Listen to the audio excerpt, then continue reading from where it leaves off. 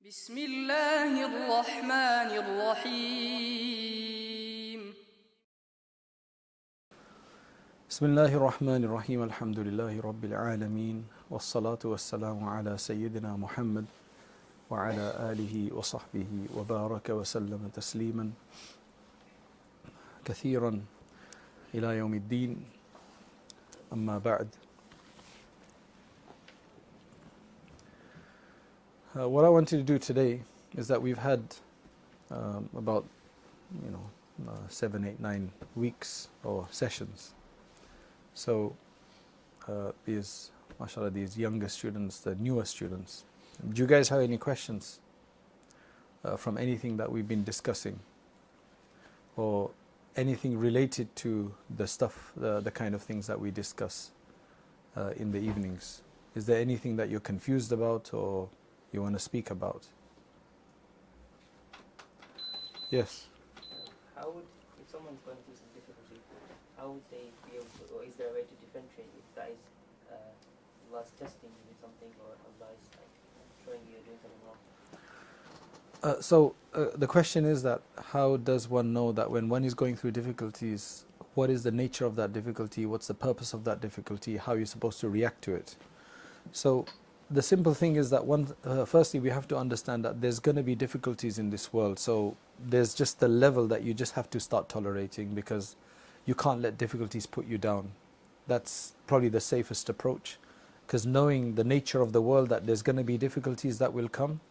One of the wisdoms behind difficulties in this world is that so that you don't become too comfortable in this world and it shakes you and it creates you a bit of imbalance, and you start, because humans like stability.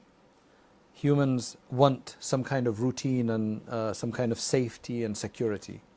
So then when you don't get that in the world and you think that, where is that going to be? The only reason we seek stability and comfort and enjoyment and consistency is because we're created for paradise. So when you don't have that in this world, it saves you from making this world your paradise. It saves you from making this world the place that you're going to relax in. But rather, you only relax in it for as much as is required, realizing that my real world of relaxation is paradise.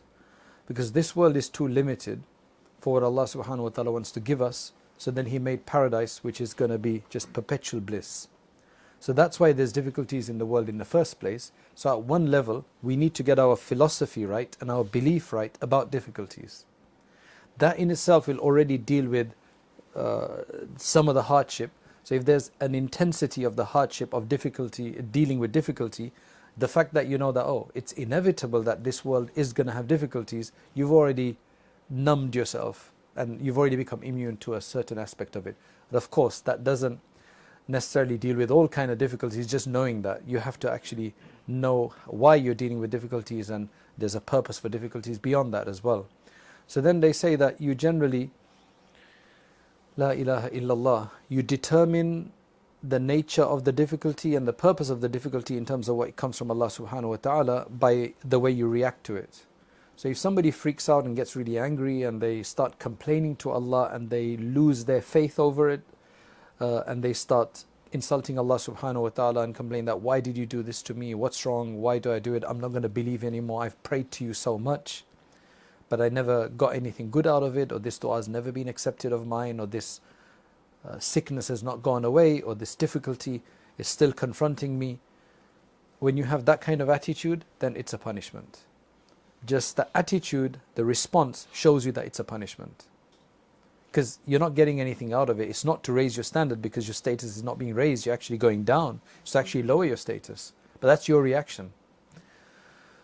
Number two, if you react by saying, yes, I think I know why I got this. I messed up last week. I did that wrong last week. I slipped up a few days ago. I just slipped up now. Sometimes it comes straight away, right?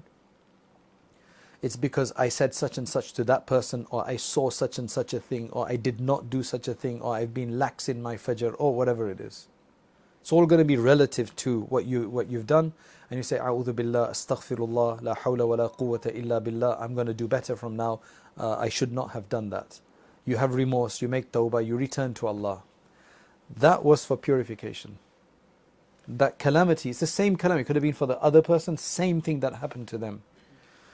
So 5 guys in an accident. One person saw it the first way, second person sees it this way. This is purification. And then another person he thinks back and he says, what did I can't think of anything wrong that I've done. That doesn't mean you've not done anything wrong, because sometimes we're doing sins that have become part of our life now and we don't think they're sins anymore. So, but genuinely, if somebody doesn't think that they've done anything wrong, but then they say, look, this is from Allah. He sends difficulties. And in some cases, the difficulties are there to speed us up. Because there's one of the reasons for difficulties is that when somebody doesn't reach the status that Allah wants them to reach by good deeds, Allah puts them on this escalator of sabr. So He gives difficulties and gives you the ability to bear it and deal with it and persevere through it, and that just shoots you up. There's nothing greater than sabr in that regard of just taking you to where you want to go. So that then is for raf'ud darajat. That is to raise your status. So at the end of the day, all of this depends on how you react to it and how you see it. Now again, with all of this, you can't, it's very easy to freak out and have the first response, because that would just be a normal response to anybody who does anybody who creates hardship for you. That would be your response to them. That would be default. Like, why are you doing this to me? You wonder, right? Why would you do it? Because we don't live in an evil world that you're literally being beaten up. I mean, unless you live in that world, like a gangster world where you're just always scared. Most people don't live like that, right? So that's a natural one. When somebody does bad to you, you're like, why do you do that for?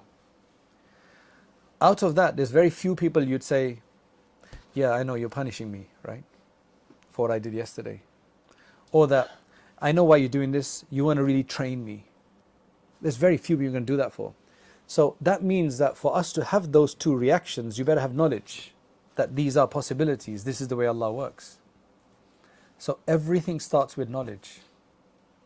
There is a lot of misconception out there about difficulties. Literally, people end up thinking Allah hates them because they have difficulties. Because they think if Allah loves you, you won't have difficulties in this world. It's a massive fallacy. And shaitan just uses that to take the person further away.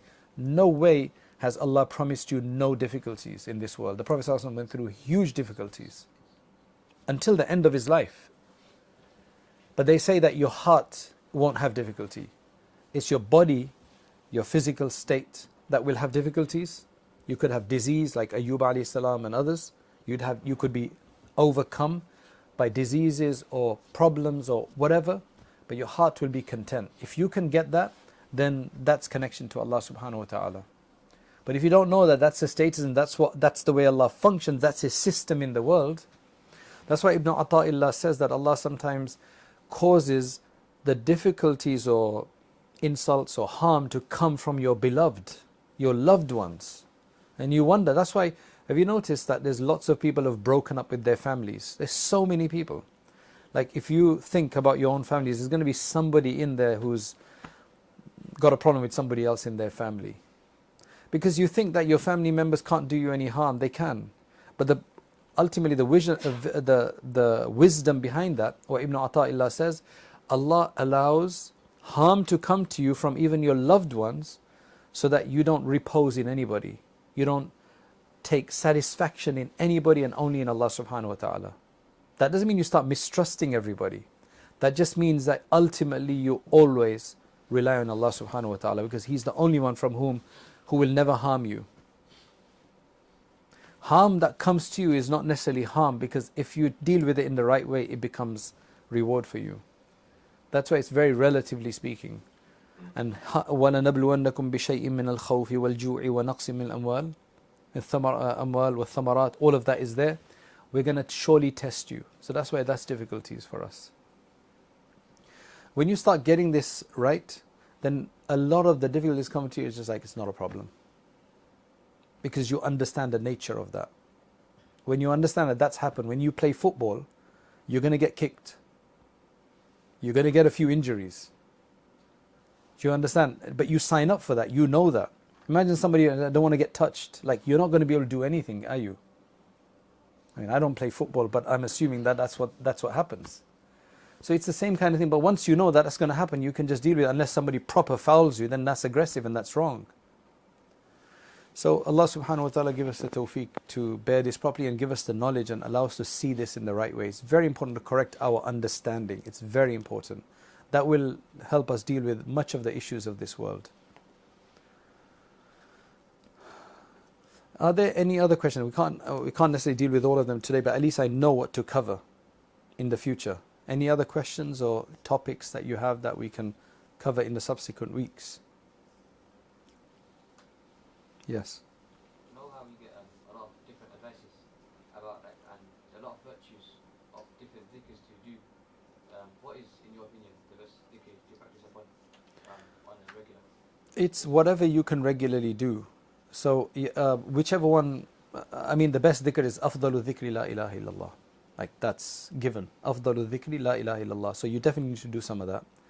You definitely need to do some istighfar, because we need istighfar just to purify. It's like having a shower, like essential.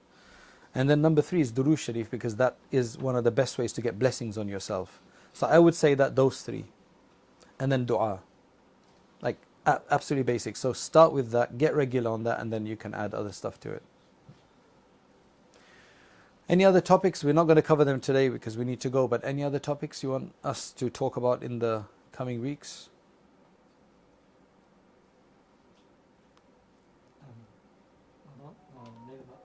Maybe not for other people, but maybe a way to find an ambition for stuff. Some people just like goalless, or they don't have many ambitions. So maybe how to find your ambition. Okay. Good. What else? Yes. I think a few weeks back, the passage you were reading was talking about arrogance of the heart.